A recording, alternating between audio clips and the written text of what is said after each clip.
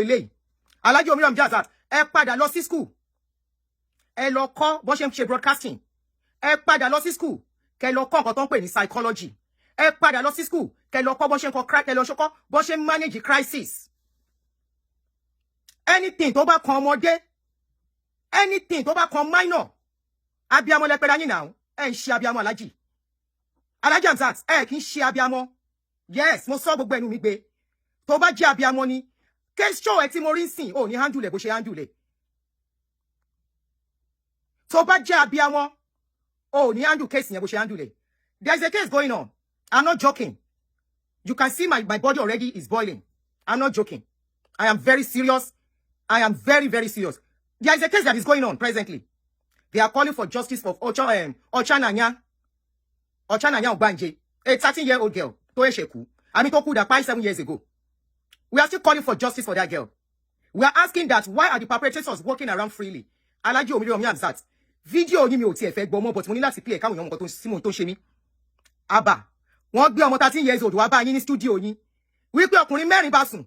Ẹ fèsì ọmọ yẹn.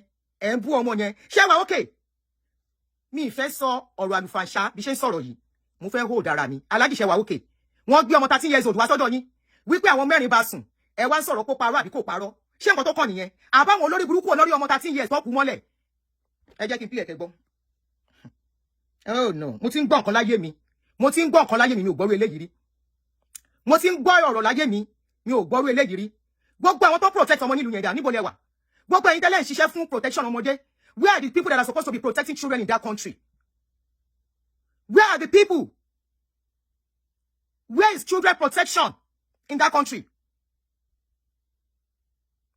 where is children protection where is protection for our children why should Nigerian girls minors why would they be going through this just why a father this was what I wanted to discuss earlier today later today mi mọ̀ pé mo máa relate mo ti lọ rí. But I couldn't just hold it immediately I saw this. Where are the people that are supposed to be protecting children? Where are the laws to protect our girl children in that country? Alhaji Oriyomi Hamzat, ẹ fall hand me badly. Mo wà so disappointed in you. The last time, bàbá àti màmá kan gbé ọ̀rọ̀ wá bá yín. Ọ̀rọ̀ lọ́rọ̀, ẹ mú bàjá yẹn, ẹ bú ìyá yẹn like crazy. Ẹ ti ẹ fẹ́ gbọ́ nǹkan kan pa ìyá yẹn.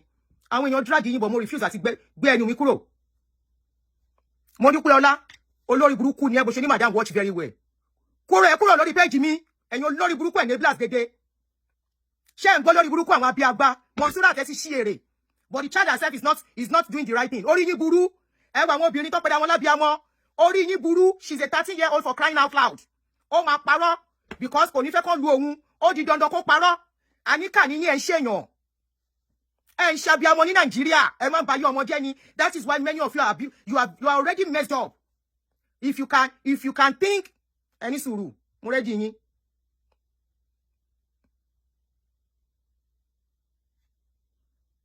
Any rubbish comment, ma block yín dànù ni. Torí ẹ̀yin kọ́ ni mo ń bá wí. Ẹ kó ṣí yín kúrò lórí page mi. And that is why ìlú yẹn ò lè dá, kì í ṣe pé. Tá bá ń sọ. Ṣé ẹ rí mentality tẹ́ni? Ẹ ní ọmọ kékèké lọ́wọ́. Ẹ fi wí pé nǹkan tí Oriyomi Hamzat sọ lánàá yẹn wà okay. Ẹ ní ọmọ kékèké lọ́wọ́. Wọ́n ń bá àwọn ọmọ yín sùn lẹ́gbàá bẹ́ yín àwọn ikọ̀ yín bá àwọn ọmọ yín sùn bàbá kan náà yìí mú ọmọ ọdún 2 ọmọ ọdún 4 náà ní bàbá wọn bá sùn tó wà ní police station wọ́n wá mú ọmọ ọdún 4 ọmọ ọdún 13 àwọn ọkùnrin 4 wọ́n ká wọn lórí ẹ̀ ẹ béèrè pé níbo ni ìyá wọn ọmọ yẹn wà ẹ béèrè pé níbo ni bàbá àwọn ọmọ yẹn wà because they are supposed to be protecting that girl ẹ wá mú ọmọ yẹn wá gbé sáàrin wọn ẹ gbé sáàrin àwọn abusers ẹ gbé ọmọ yẹn sí àárín àwọn abusers I don't care bóyá ọmọ yẹn parọ́ I don't care bóyá ọmọ yẹn sọ nǹkan tí ó yẹ kó sọ that girl is a minor ṣé ẹ mọ̀ nǹkan tó ń pè minor ni ṣé ẹ mọ̀ nǹkan tó ń pè minor ẹ máa gbọ́ nǹkan tó ń sọ bí.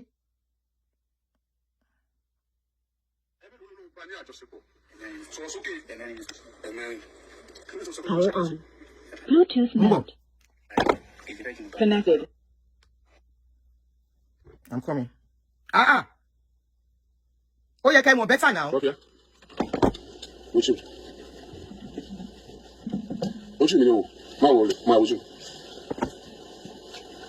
Àwọn sápẹ́ májèlé tí ẹ bá jẹ kí ló ṣẹlẹ̀ sí májèlé mi kò ní irọ́ kí ló fẹ́ gbà nínú irọ́ tó bá ṣé o rò pé jòjìrì ló ń bá sọ̀rọ̀ sí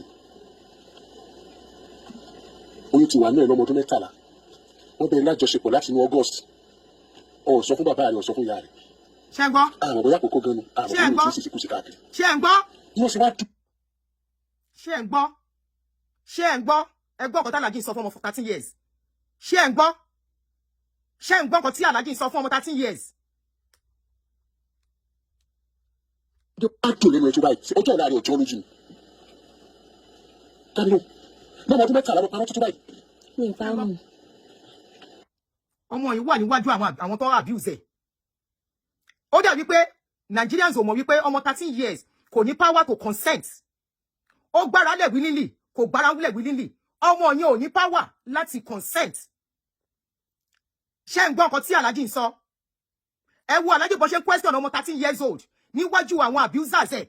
Ẹ wo bó ṣe ń bully ọmọ 13 years old. Ẹ wo Alhaji bó ṣe ń bully ọmọ 13 years old níwájú àwọn tó abuse ẹ̀.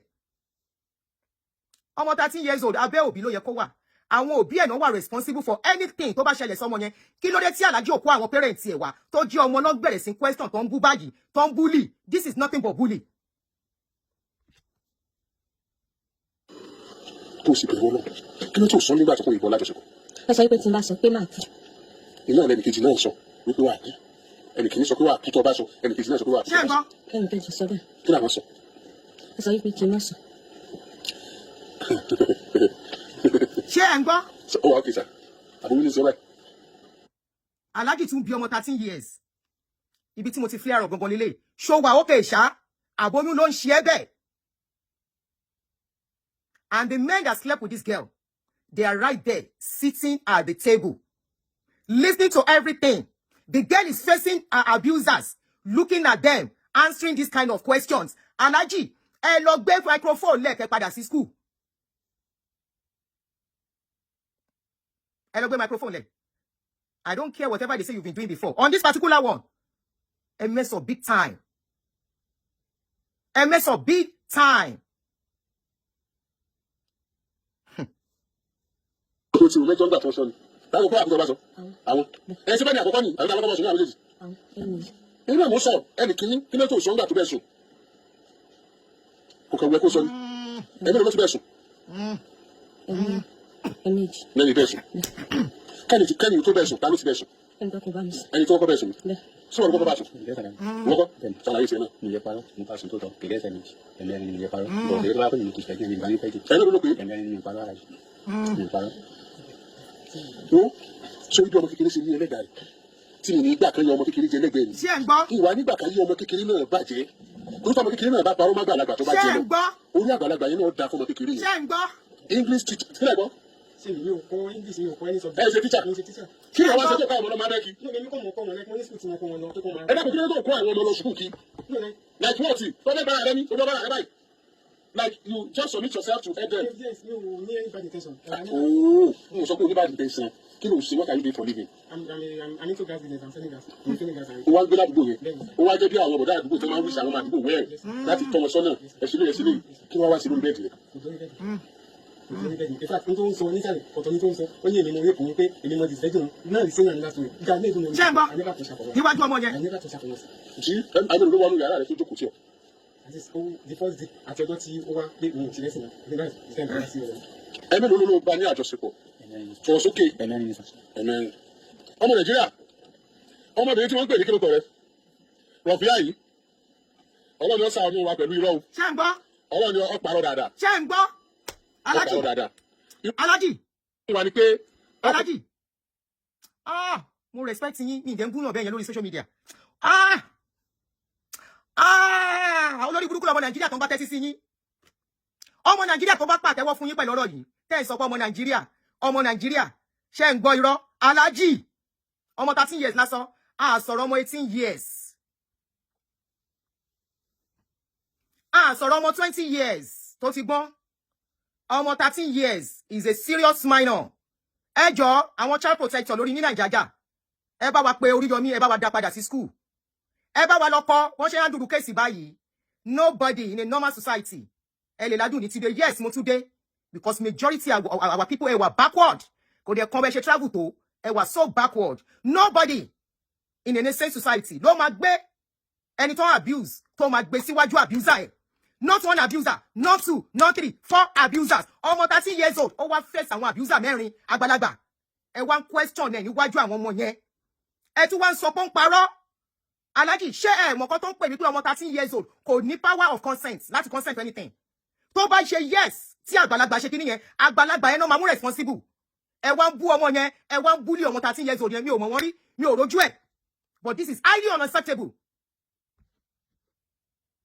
Ẹ ń ṣe òbí ni gbogbo ẹ̀yin tẹ́ bá pàtẹ́wọ́ fún nǹkan báyìí. Ẹ lọ́mọ obìnrin lọ́wọ́ ni. Ẹ wá gbé ọmọ 13 years old sí àárín àgbàlagbà ọkùnrin mẹ́rin, géńdé balẹ̀lẹ̀, kó fèsì wọn.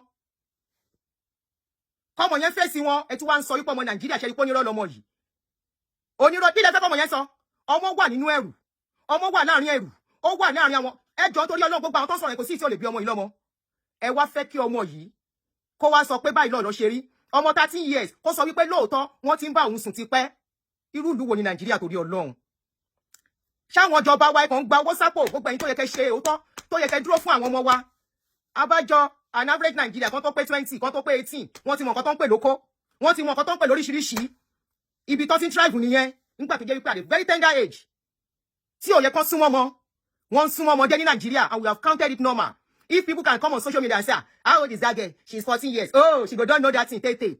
Ọmọ 14 years, yẹ kó ti mọ̀ that thing, tete. Only in Nigerian society. Tó bá wọn tete gan, nobody should say it out. Kó jẹ́ nǹkan dùnú. Kẹ́ sọ síta. It's not a thing of pride. Mi láwọn ọmọ tí wọn náà ṣe ń bí. Ṣùgbọ́n tó bá gbá ẹni tó bá ọmọ yẹn sùn mú, àfi kán ya má rí. Àfi káwọn òbí ẹ̀ má mọ̀ wípé ó bá àwọn ọmọ àwọn sùn. Ẹni yẹn máa pẹ́ lọ́wọ́ òbí ẹ̀ bọ̀. Àfi kán ya má mọ̀ rárá. Ẹ wá gbé ọmọ sórí national TV. Lórí international TV tí gbogbo àgbáyé ń wò. Ẹ bá cover ojú ẹ̀, à ń gbọ́ ohun ẹ̀. Is a trauma to some of us as a parent. Is a trauma for some of us as a parent. Kẹ́ gbé ọmọ 13 years old, kẹ́ gbé sórí social media. All wrong ethically. All wrong ethically. All wrong morally.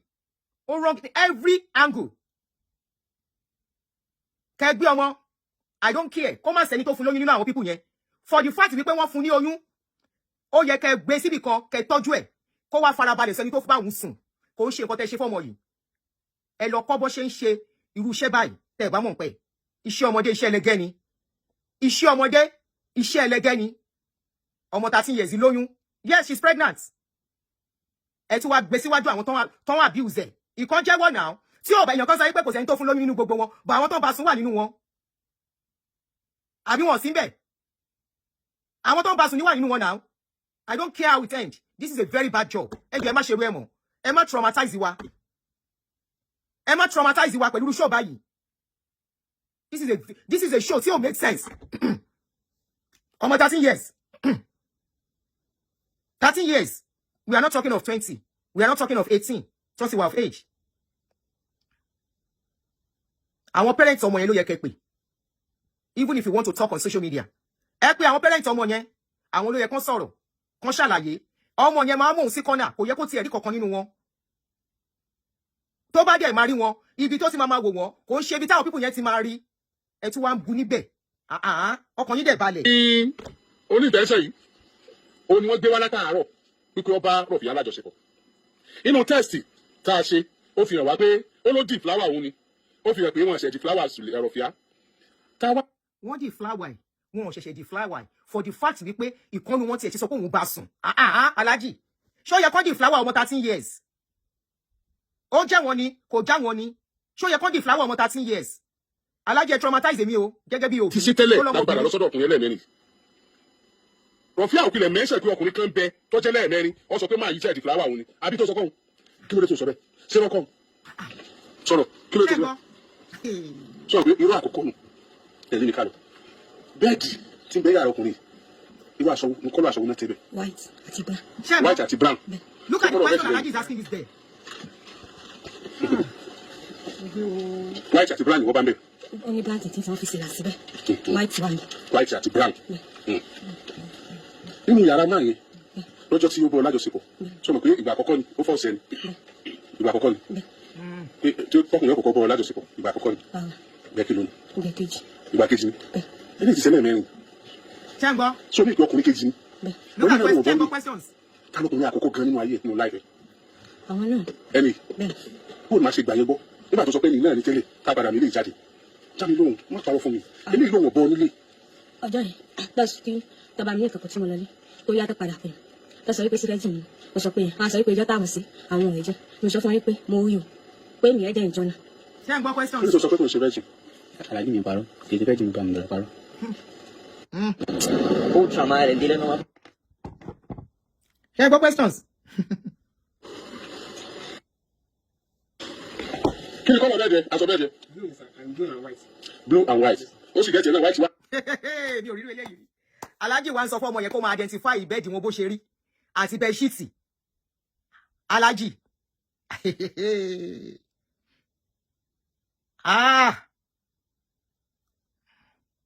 bóyá blue ló fẹ́ pèsè wípé brown èwo ló fi bàlá sí blue wọ́n fi bàlá sí white gangan ní kọ́lọ̀ rẹ̀. bóyá red ló fẹ́ pèsè wípé brown. kálọ̀ tó sẹ́dẹ̀ nígbà tó lóò ṣe tó fẹ́ tó fẹ́ sí yẹn. níjọ tọ́sí Talento. mọ́mí ẹ̀gbẹ́ mi. ta ni ó nìyẹn. Because earlier, when it came, she don't lie. I think no need bad intention. I'm one thing is sọ wọn náà wà pèsè. wọ́n tún àwọn rẹ́rìn jáde oṣù sọ̀kan ni. ẹjọ́ àbí drama náà máa ń ṣe níbẹ̀ yẹn ni because wọ́n tún rẹ́rìn ẹ láwọn guys yẹn tún rẹ́rìn God. àwa ń sọ wípé abuse pọ̀ society wa enabling eléyìí wọ́n tún rẹ́rìn I don't care tí wọ́n bá sọ wípé wọ́n pàpà gbé lọ sẹ́wọ̀n I don't care wọ́n mess up big time wọ́n dẹ̀ ti damage ọmọ yẹn mọ́ wọ́n ti damage ọmọ yẹn mọ́. tí wọ́n ní kọ́ mọ́ ṣe tí wọ́n ní ọmọ ṣe owó tó ló transfer àbúkú tó transfer owó tó ló tó promise ẹ̀kọ́ fún lówó kí ló dé tó àwà kí ló dé tó kọ́kọ́ promise ẹ̀kọ́ fún lówó yẹn owó kí o. ó ní nǹkan sọ owó common sense she called me. ẹ̀yà ní máìkì àwọn èèyàn gbọ́ owó nǹkan sanwó kí ni. ó pè mí ní nǹkan sọ owó common sense. ọwọ́ ni wà fún bẹ́ẹ̀ni. why. no kì í ṣe pé. why. to those women that's why. why how many people ló sọ common entrance ẹ̀ láti gbogbo ní kó jáde báyìí tọ́jú ọkùnrin àbí tọ́jú obìnrin bíi tiẹ̀ ló sọ common entrance wọn. at least I have like 5 of them. tí mo sọ mo ṣe wáyé kíkan. kó o lè bá wọn sùn. ṣé ń gbọ́ ṣe. never ọmọ fọ́ tí wọ́n bá pè yẹn márùn jáde ládùúgbò yẹn mélòó ló lè jẹ́rìí ẹ̀ wípé rárá ni ọkùnrin yẹn ò sí yẹn bẹ́ẹ̀. àwọn yẹn wà dáadáa. ọmọ tí mo sanwó lẹ́sìn tó lọ sanwó lẹ́sìn pẹ̀lú 4 years níbẹ̀ 8 years níbẹ̀ tó ń jọkùnrin not girls ní ṣe gbogbo nìkan àwọn ọkùnrin wà ń bẹ ọmọ kékeré wà ń bẹ 8 years wà ń bẹ. 8 years wà ń bẹ 8 years wà ń bẹ. I don't know why I don't want to trust you. I never did it. I did not do anything like that. I do not touch her. To God who made me, I never touch her. I never touch her for once. Because no implication to one day. And Is it because of the implication that you refused to say the truth? No, at all. That's why I didn't touch her.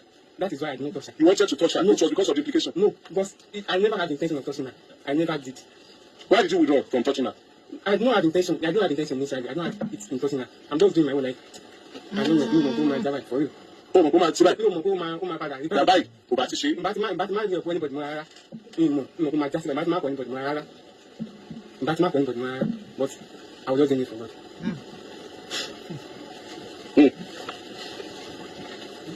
I'm not lying. Sorry, to God made me. I never lie. Never lie. To God made me. So ní opportunity láti rí àwòtẹ́lẹ̀ rẹ̀ lọ́jọ́ yẹn. Lọ́fíà. Yeah, So ní opportunity láti rí àwòtẹ́lẹ̀ rẹ̀ lọ́jọ́ yẹn. Lọ́wọ́ sàlẹ̀. Kọ́lọ̀ wo ni? Penny white white. Alhaji tún béèrè kọ́lọ̀ boxer tọkùnrin wọ̀ lọ́wọ́ ọmọ 13 years old ẹ máa gbọ́. Ó lágbára. White. Ẹgbẹ́ àwọn èèyàn rẹ́rìn bẹ́ẹ̀. I like the body in the box. Look at the ridicule they put that girl through. Just look at the shame. Victim shaming. Victim ridiculing. Asking a 13-year-old what is the color of the pants of the person that kerewa you. With the abuser, the perpetrator sitting right in front of the girl. Ẹ máa gbọ́ question tí Alhaji ń béèrè. Kí ni tó bá rí color pants ẹ ṣe ó dá mọ̀, kí ni color boxers ẹ. After asking pé kí ni color bed sheets. Fún ẹ̀yin tẹ́ pé dáyín lábí amọ̀ tẹ́ ń sọ pé kí n má sọ̀rọ̀ tẹ́ fẹ́ bú mi lẹ́ẹ̀kan àbí tẹ́ dẹ̀ ń búya yín torí mi ti ẹ wo comment mu. Irú yín pọ̀. Ọkọ yín bọ́mọ yín sùn ẹ̀dẹ̀ mọ̀ gan. Mẹ́ni ẹ mọ̀ after all nìkan nu yín lọ́kọ́ bá mọ ẹ̀sùn títí tọ́mọ fi lọ parẹ́. Àbí nígbà tí Àkọ́bí parẹ́ ó tún máa wọn àbúrò mẹ́tẹ̀ẹ̀ta yòókù ó bẹ̀rẹ̀ sí bá wọn sùn ìyá wọn dẹ̀ mọ̀ èwo la rírí. Nàìjíríà rí bó ṣe rí ni. Inú kan sínú mi dẹ̀ ṣe jù nìyẹn many of your ọkùnrin yín àwọn ọkọ yín àtàwọn àbúrò yín ẹ̀gbọ́n yín wọ́n wà UKJ wọ́n pọ̀ ń bẹ̀rẹ̀ pẹ́tẹ́ tán ti tì wọ́n mọ́ bẹ́ẹ̀ lórí child molestation kan máa lọ bọ́mọ kéékèèké kan máa lọ toast ẹ̀ wọ́n ti ẹ̀ tí ì bá wọn sùn o wọ́n ì bá wọn sùn wọ́n ká wọn mú pọ́n toast ọmọ yẹn ni pọ́n toast àwọn ọmọ yẹn ni wọ́n dẹ̀ gbá wọn mú pé irú ẹ̀yin yìí ẹ̀ yẹ láwùjọ wọ́n dẹ̀ tì wọ́n mọ́lé àwọn ọmọ tọ́rọ̀ dẹ̀ ṣẹlẹ̀ sí kò sẹ́ni tó máa rójú wọn débi pá gbóhùn àwọn ọmọ yẹn Alhaji wá gbé ọmọ 13 years old ẹ wá gbé sáàrin àwọn àgbàlagbà tó ń bá sùn ìkọ́ntúlẹ̀ mẹ́rin lòun bá sùn ọmọ 13 Alhaji ọmọ òkókó ọmọ 13 years old ẹ mọ̀ túmọ̀ minor ni ẹ kàwé ẹjọ́ àṣọ òyìnbó níwọ̀nba ọmọ 13 years old wọ́n wá ń confirm fún yín right there lójú ọmọ yẹn ẹ wá ń béèrè kí ni boxer color boxer kí ni color bed sheet ṣé yellow ni àbí brown kí ni boxer tán wọ̀ ṣé dúdú ni àbí funfun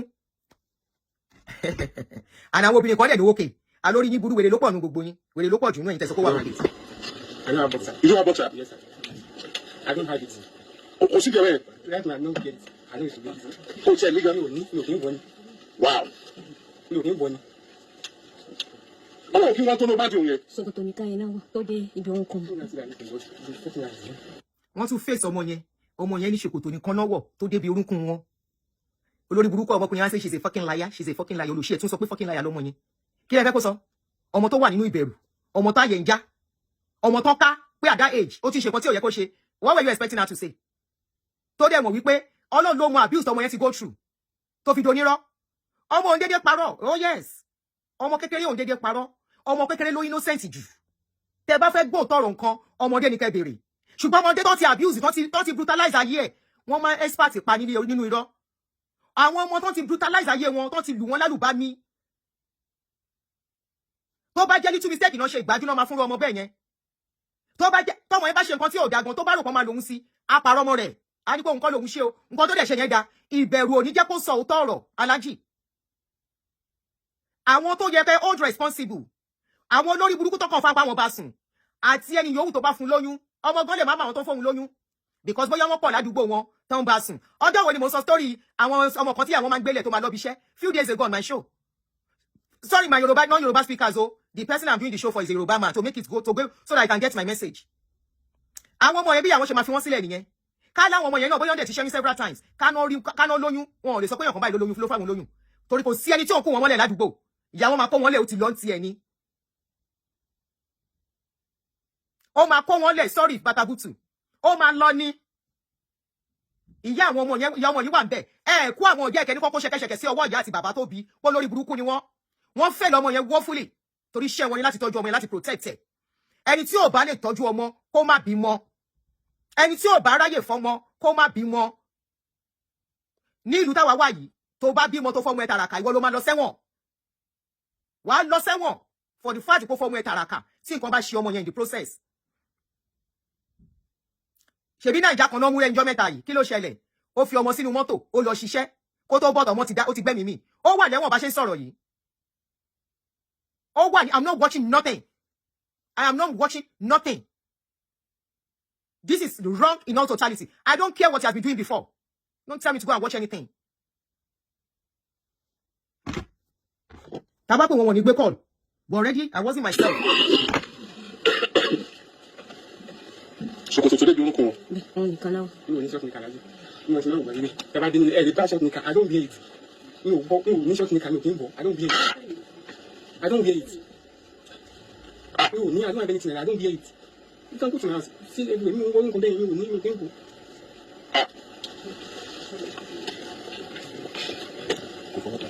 Ọ̀fọwọ́kan. Ọ̀fọwọ́kan. Ẹ sọ̀rọ̀. Bí ọ̀rọ̀ ìṣẹ̀bẹ̀ pé alẹ́ lè ní. Bí kí ló ṣe bẹ̀rẹ̀?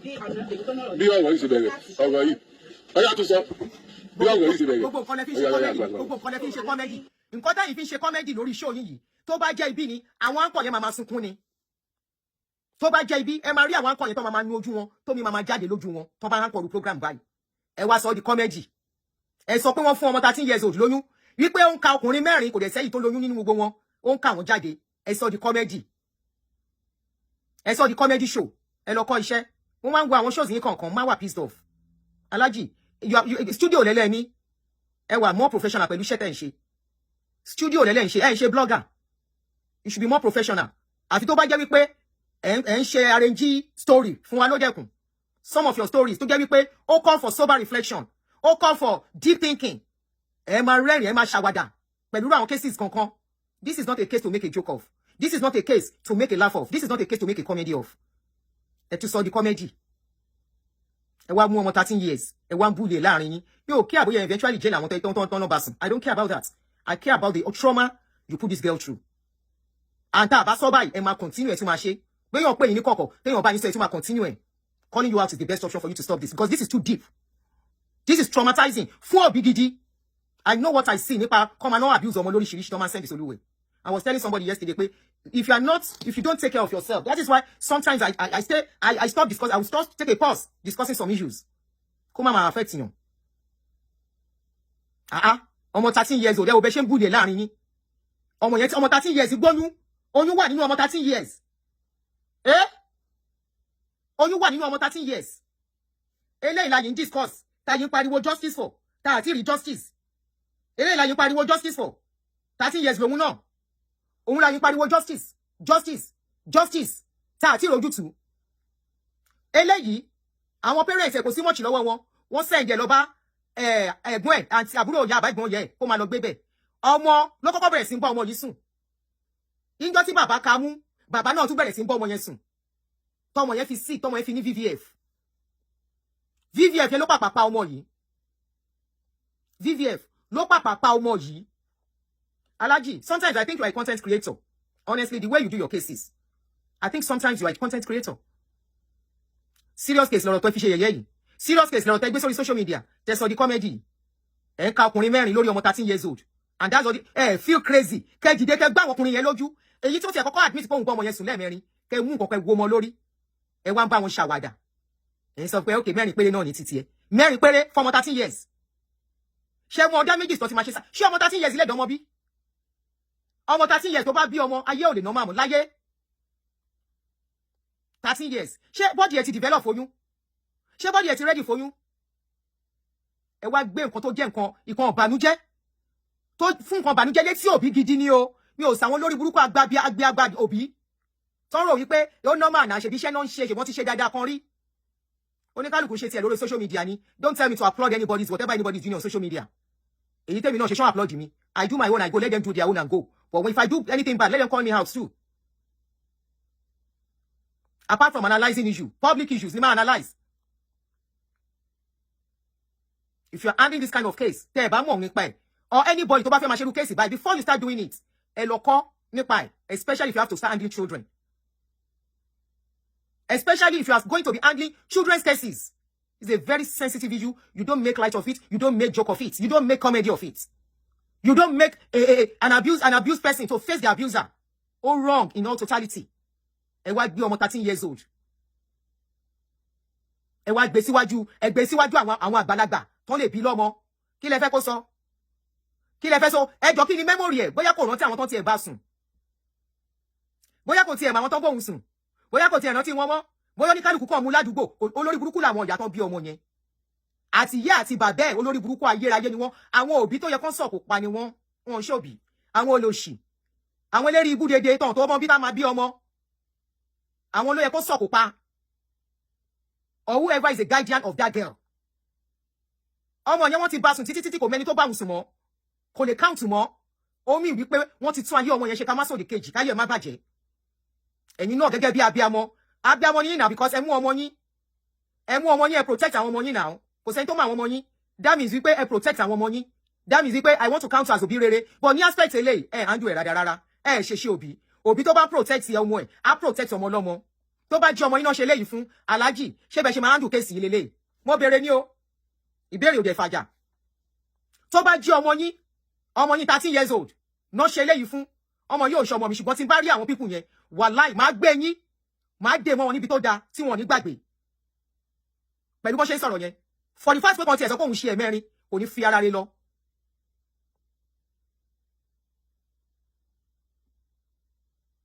rẹ̀ lọ ẹ wá jókòó síbẹ̀ ẹ wá ń fi ọmọ yẹn ṣe yẹ̀yẹ́ ẹ wá ń búlé ọmọ yẹn ẹ ń bú ẹ bẹ̀rẹ̀ sí ń bú ẹ ti traumatize ọmọ yẹn for life ọgbẹ́ tẹ fi sára ọmọ yẹn tí ọmọ yẹn bá yé ajọ ọmọ tó strong ó ní nǹkan ṣe ní ayé tí ọmọ yẹn bá yé kò lè balance mentally mọ́ wọ́n ti fi ọgbẹ́ burúkú sí lára already pẹ̀lú gbogbo àwọn tó ń bá sùn wọ́n ti fi ọgbẹ́ burúkú eléyìí pé under the guys mo fẹ́ sanwó school olórí burúkú ti ní sọ pé òun fẹ́ sanwó common entrance fún ni. àbá sọ wípé ara àkọ́tà máa ṣe sọ pé poverty ò bímọ re ká máa bímọ púpọ̀ ò bímọ re ẹbí nǹkan tẹ̀lé bí méjì lágbára ẹ̀ka ìyọ̀kan lágbára ẹ̀ka kò tọ́jú ọmọ ẹ̀. àwọn olóṣì wọ́n bí wọn lè tọ́ wọn wọ́n wá fi wọ́n sílẹ̀ àwọn ọmọ yẹn máa rìn rẹ́gbẹ̀rẹ́gbẹ́ kiri wọ́n máa rìn rẹ́gbẹ̀rẹ́gbẹ́ nǹkan tọ́mọ ò tó ṣe wá máa ṣe olórí burúkú àwọn òbí mi yẹn wà wọ́n wà lé wọn ò jáde lọ bí kan ọmọ wọn ló máa lọ pọwọ́ tó máa fi jẹun wá àwọn olóṣì. ara nǹkan tí society fi jìdá tó gbogbo ẹ̀rí ráwùráwù nìyẹn ọmọ wọn ló máa lọ pa owó tó máa fi jẹ wá olóṣì wọn jókòó sínú ilé ayé fáàmù mo rárá ìṣà gbogbo yìí àwọn ọmọ tí ò tó bọ́ta ọmọ 8 years old ọmọ 10 years old child labour all over the place wọn wọnú ṣọ́ọ̀pù àwọn wọnú fáàmù wa mẹ́ẹ̀mí wà lé tó bá bèrè where is your mom ẹ̀mọ́ mi yín kò ní màmá ni wáyé tó yẹ kó wọ̀lú wọn zù mẹ́ẹ̀mí wà lé kò sí nǹkan kan náà ni wọ́n ẹ̀mí ṣe ní ká wá sóko ká wá ṣiṣẹ́ olórí burúkú wọn ò ní bọ́ta kán wá ṣiṣẹ́ fúnra wọn àwọn ọmọ yẹn náà máa ní kán máa lọ pa owó ẹ̀ máa rí àwọn ọmọ yẹn wọ́n ti mọ bọ́ ṣe ń ròdò owó wọ́n bá ṣe ń pa owó yẹn wọ́n máa ròdẹ̀ wọ́n máa tọ́jú ẹ̀. Very useless set of people ẹ kàn ń bó ṣìjọ ẹ̀ ń bí ṣẹjọ ẹlẹ́ǹbímọ ẹ̀ ń bí ṣẹjọ ẹ̀ ń bó ṣìjọ ẹ wá fi àwọn ọmọ sí ẹ fi wọ́n sí custody àwọn tó máa báyé wọn jẹ́ débi pé ọmọ ò lè sọ pé yàn báyìí kò lè káyé àwọn èèyàn tó bá òun sùn kò mọ àwọn tó bá òun sùn alájẹ wá gbé ọmọ lọ́mọ sáàrin wọn ẹ gbé ọmọ yẹn sáàrin wọn bọ́ ọmọ yẹn ṣe wà yẹn kọ́lọ́run jẹ́ kó yé ni tẹ bá gbọ́ lọ́la pé ọmọ yẹn gbé nǹkan jẹ́ ó parẹ́ nǹkan pẹ̀lú nǹkan tẹ ṣe yìí tẹ bá gbọ́ pé ọmọ yẹn parẹ́ nǹkan oyún tó wà nínú ẹ̀ tọmọ yẹn bá fẹ́ bí complication dẹ̀gbọ́n máa arise torí bọ́dì ò tí tó gbé oyún bọ́dì ọmọ yẹn ò tó oyún rárá débi pé á bímọ ọmọ menstruate kò mí nǹkan ọmọ ti dàgbà bọ́dì ẹ̀ ń ṣe get ready ni wọ́n ṣe ń get ready ara nǹkan tí VVF pọ̀ ó ṣe pọ̀ nísàlẹ̀ lókè ọ̀hún nìyẹn pẹ̀lú child marriage orí burúkú wọn tó ń ṣe ń bẹ̀ tán bá wá ti di pa àwọn ọmọ yẹn develop kìíní yẹn wá lé wọn síta ẹjọ́ wọn dẹ̀kọ́ tó bá jẹ́ pé ìlú work ni ìyẹn lè fẹ́ gbọ́ if Nigeria is working the way it's supposed to work èèyàn ká wá lọ́mọ 13 years old òun gùn mọ́lẹ̀ ó dẹ̀ tún sọ proudly ẹ̀mẹ́rin lòun bá sùn kò ní dá fún gbogbo yín gbogbo ẹ̀yin oníṣẹ́ ibi tẹ́ wà nínú ìlú yẹn especially ẹ̀yin tẹ́ ń bá yé àwọn ọmọ jẹ́ ìgbẹ̀yìn yín ò ní da ìkan lélẹ́yìí tán gbé eléyìí mo yìí máa ṣe tẹ́lẹ̀ tán gbé fídíò ẹ̀dà.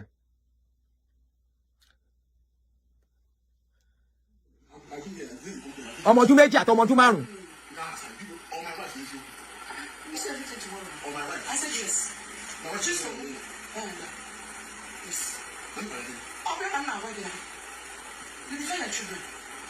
Yes, of course. 2 and 5 years old ọmọ tó bí ọmọ bíbí inú ẹ̀ ó dùn mí pé kéèsì ọmọ tọ́tàlàjì àndú ìkò ìṣèkò